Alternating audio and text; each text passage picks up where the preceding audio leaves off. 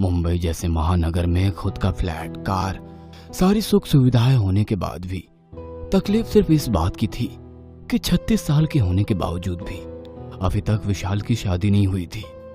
अब तो इतना समय होने पर लोगों को विशाल में ही कमी नजर आने लगी।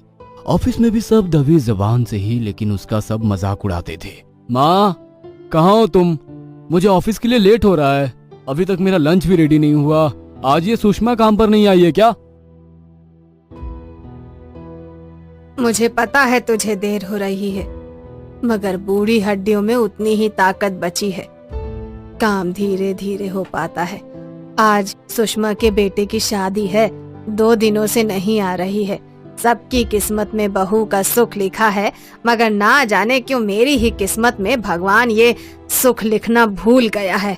क्या आप भी सुबह सुबह औरों की तरह शुरू हो गई? यदि आप नहीं कर पाती तो बोल देते, मैं ऑफिस के कैंटीन में खा लेता।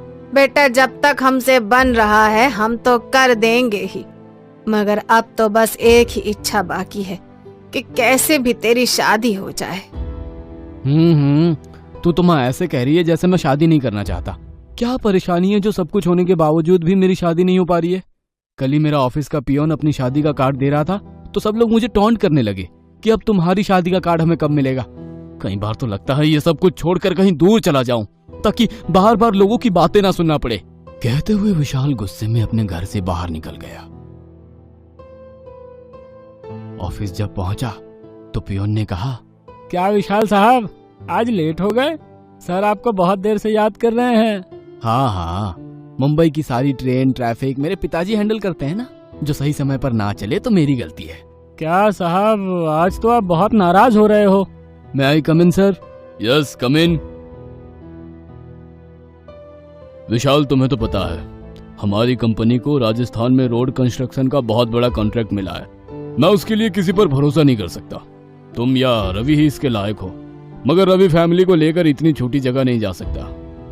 तुम्हारा क्या है, तुम तो बैचलर हो तुम्हें जाने में कोई परेशानी नहीं होनी चाहिए। यदि ये काम सक्सेसफुल हो गया ना तो तुम्हारा प्रमोशन पक्का है। बोलो, जा रहे हो ना राजस्थान? वाह सर, मेरी शादी नहीं हुई तो मुझे जंगलों में भेज रहे हो।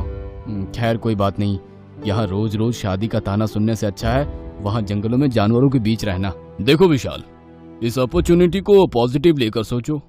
हो सकता है गांव में कोई लड़की तुम्हें पसंद आ जाए।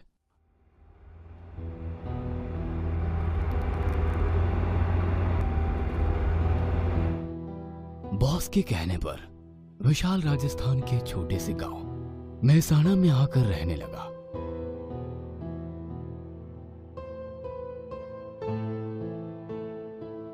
गांव के लोग विशाल की बहुत इज्जत करते। उसे अपने खाने पीने की भी चिंता करने की जरूरत नहीं थी। गांव के सरपंच उसके खाने पीने की व्यवस्था देख रहे थे।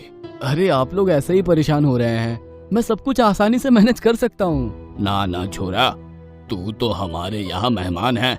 मेहमान भगवान का रूप हुए है। हम साधारण मिनक भगवान ने कोई तकलीफ नहीं दे सके। गांव वालों के सहयोग से विशाल को जंगल में जाने में भी कोई परेशानी नहीं होती। रोड का काम काफी अच्छे से चल रहा था। तभी एक दिन उसके बॉस का फोन आया। विशाल, हाउ आर यू? वहाँ गांव में जाकर कैसा लग रहा है? आई एम फाइन सर, यहाँ का माहौल काफी अच्छा लग रहा है। यहाँ के लोग काफी कोऑपरेटिव है, किसी भी काम को करने में कोई दिक्कत नहीं हो रही है। अरे वाह, दैट्स गुड। विशाल, सरकार चाहती है कि चुनाव होने के पहले ये सड़क बनने का काम पूरा हो जाए। हो सके तो लेबर बढ़ा दो और रात में भी काम चलने दो।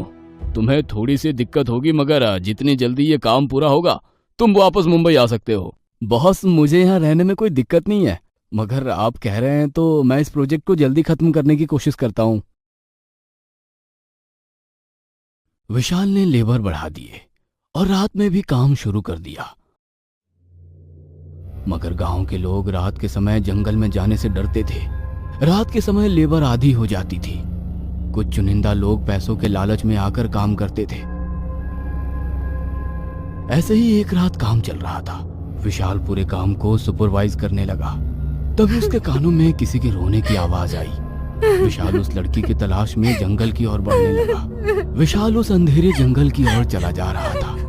जैसे जैसे वो जंगल के अंदर जा रहा था, किसी लड़की की रोने की आवाज और ज्यादा तेज हो गई। आवाज की दिशा में बढ़ रहा था। तभी किसी ने उसे रोक दिया।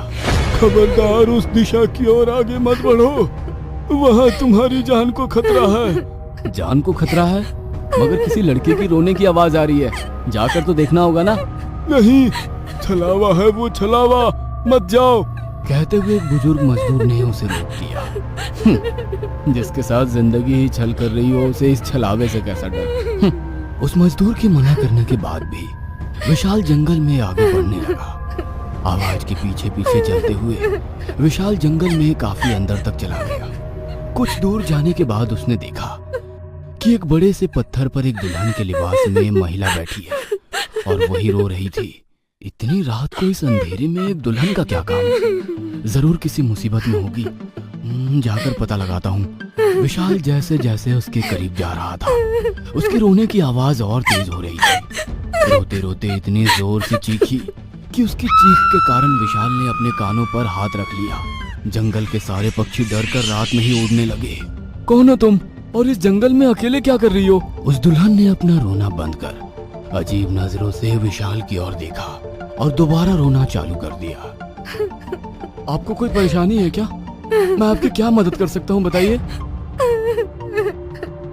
वो लड़की दुल्हन के रूप में बहुत ही सुंदर लग रही थी। विशाल एक पल को उसे देखता ही रह गया। वो लड़की रहस्यमयी हंसी और फिर बोली, मेरा नाम मेघा है, पास ही के गांव में रहती हूँ। आज रात को मेरी शादी होने वाली थी, मगर मेरे होने वाले ससुराल के लोगों ने दहेज की मांग पूरी ना होने के कारण बिना शादी करे बारात ले गए। मैं यहाँ पर मरने के लिए आई थी, मगर मेरी मरने की भी हिम्मत नहीं हो रही है। विशाल ने धीरज देने के लिए उसके कंधे पर हाथ रखा, मगर अचानक वो लड़की वहां से चली गई। विशाल उसे आवाज दे रहा था, मगर उसने पलटकर नहीं देखा। विशाल को विश्वास नहीं हुआ कि आज रात उसके साथ इतनी खूबसूरत लड़की थी। वो सोचने लगा, कैसे भी कर इसका पता लगाऊंगा और क्यों ना मैं उससे शादी कर लूं। उसने गांव आकर गांव वालों से उस लड़की के बारे में बात करी।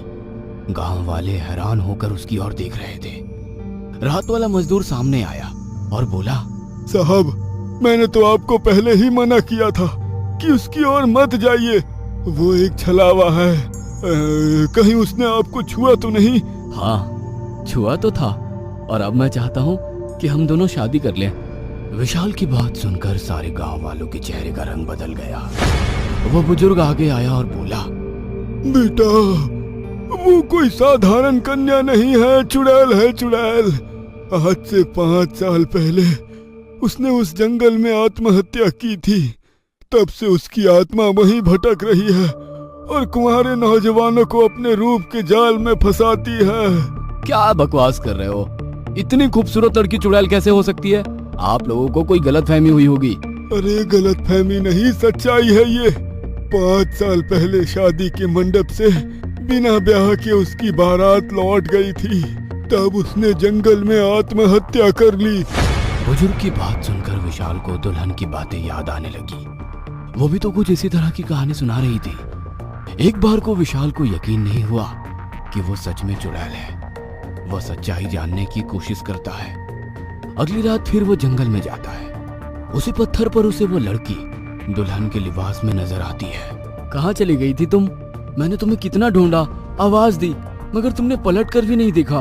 तुम मुझे आवाज क्यों दे रहे थे? देखो, तुम मुझे दूसरे लड़कों की तरह समझ रही हो। मैं तुमसे सच्चा प्यार करता हूँ, शादी करना चाहता हूँ। बोलो, मंजूर है तुम्हें? विशाल की बातें सुनकर दुल्हन की आंखें लाल हो गई, मानो उनमें खून उतर आया हो। उसके चेहरे पर मुस्कुराहट थी।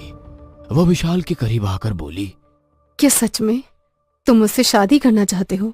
तुम्हें अभी सच्चाई पूरी तरह पता नहीं है और धोखे में रखकर मैं शादी नहीं कर सकती। तुम्हारी सच्चाई मुझे पता है, मगर फिर भी मैं तुमसे शादी करना चाहता हूँ। बोलो, मंजूर है?